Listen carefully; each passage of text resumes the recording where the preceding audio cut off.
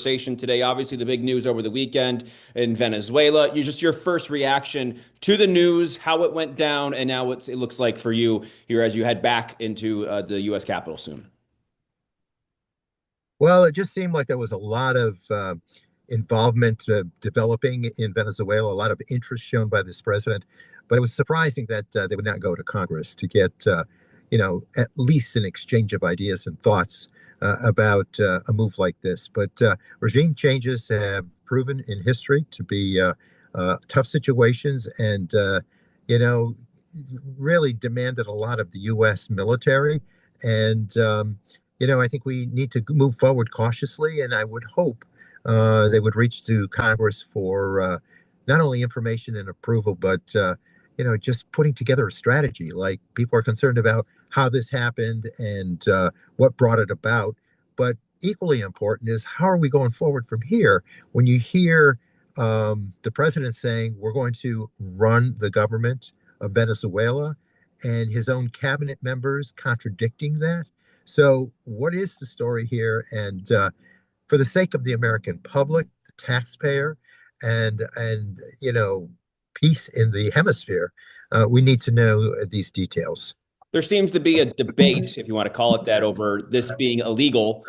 You've called it that. Members of your party have also done that as well. The action taken to Maduro. Why? Why do you believe that this was an illegal action by the administration? Well, this is a call of Congress. I mean, the legality stems with Congress that has the power to say yes to these sorts of decisions.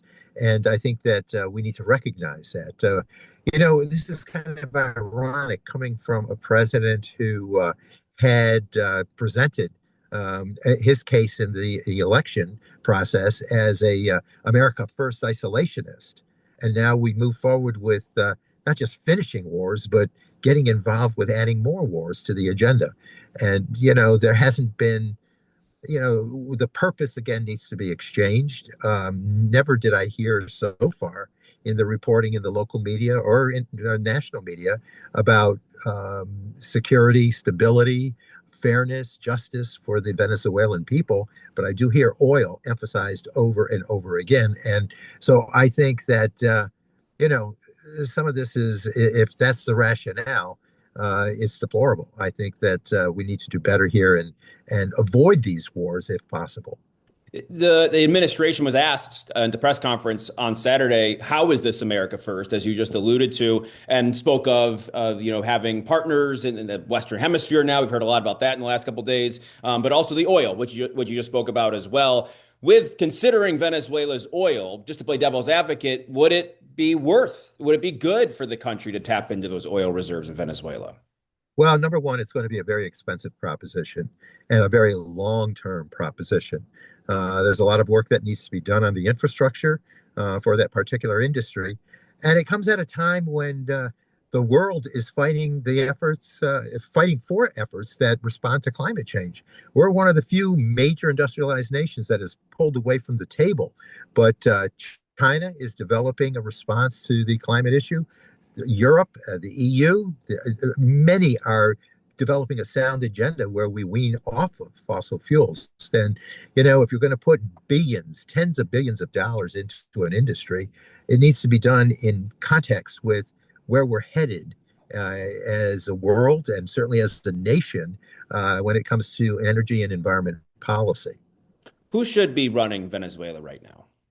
Well, that's a good question. I mean, when the president said we will run their government, look, we've got our own problems at home. We need to address affordability issues from housing to healthcare to food to grocery bills. These are things that we need to resolve for the American people. We need to run our government effectively and respond to the needs of so many.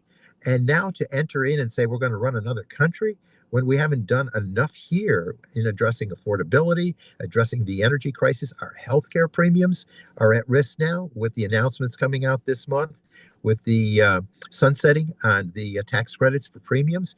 You're going to see some states going through tripling and quadrupling of premium costs. So entering into an equation of running someone else's government when we have all these challenges before us, we need to go to Washington as we return tomorrow and push this whole agenda to emphasize affordability for the American people, and addressing the issues that are most important right now. And the relevance of of affordability is prime in the thinking of so many of the constituents that I represent.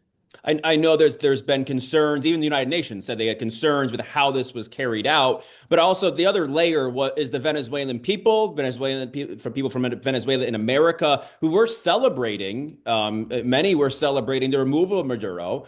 What does that say to you in the midst of all of It this? says to me that none of us respect President Maduro, the disposed leader, for his track record.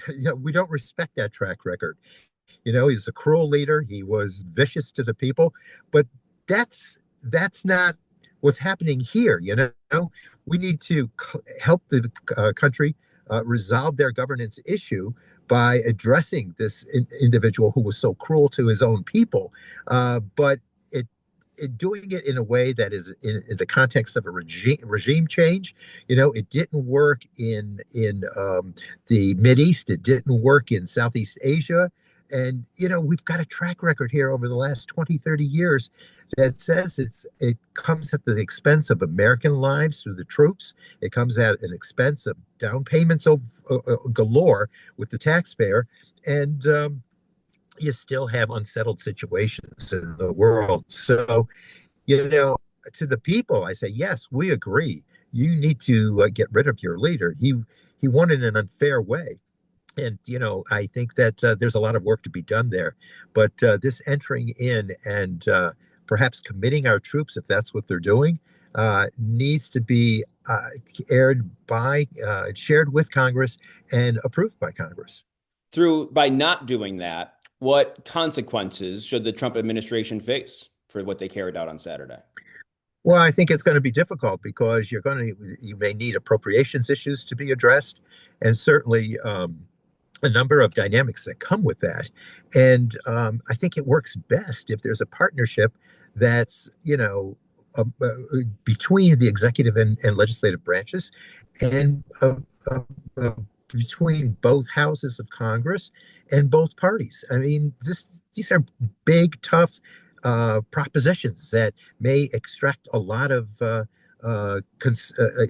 commitment from the country, including the lives of our troops and the safety of those troops, and the resources that might be required to do the follow-up. With that in mind, though, just to follow up on that, we've heard, the president, the administration talk about other countries already. What's to stop this administration from doing this in a similar way again, and also not notifying Congress? A very good question. And, Congress needs to grow a spine here. The people that I serve with can't just simply cower to this president. There's a reason for a legislative branch, equal power. In fact, I would say at times greater power. We, in the House of Representatives, between the two houses in Congress, the power of the purse rests with the House of Representatives. There was a reason that our framers did this equal branches of government so that the executive and legislative and judicial branches can serve as a check and balance. That's how it should run. But you can't, the fault here is not with our structure. It's with the people that are occupying these seats that need to challenge these things. It's not to be disagreeable. It's to be able to come up with the best outcome with the facts that we know that we have at hand. And that's what I would encourage us to do now that we return this week for work in Congress. What's this all mean? That's my last question. What's this all mean for Americans, New Yorkers? Because obviously Maduro is in New York. I mean, that's one layer of this. But what's it all mean for your constituents in this light to you?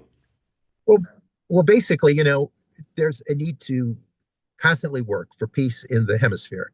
And, as part of our hemisphere here, yes, we want peace. We want tranquility. We want fairness for the Venezuelan people, but we need to do that in context with an awareness of history when it comes to regime changes, how they have proven to be wrong and expensive and have extracted pain in terms of lives lost from our amongst our troops, and it has to be done in a way that has a bigger decision-making process than just a few people who whimsically say, we're going to go in and remove this guy. No one's questioning that this gentleman, Maduro, was unkind and cruel to his people and unfair and unjust. But, our standard of government is to research, get the facts, put the strategy together, and then work for a peaceful outcome that brings dignity and justice to people. And I'm concerned that that's not the path being followed here. And again, to just emphasize the point, the major concerns right now that I hear from constituents when they talk about this is, what about the affordability issues? Where did they go? What about all these other issues that are so important? The grocery bills and even the Epstein files have been brought up. People said, is this a method of distraction? Who knows? But it can't be done in a way that does not follow the efforts that were put together in our humble beginnings to have a fair and just outcome and a system that incorporates the People's House, the U.S. Senate, and the executive branch. Congressman Tonko, thank you for your time. Appreciate it. My pleasure, John.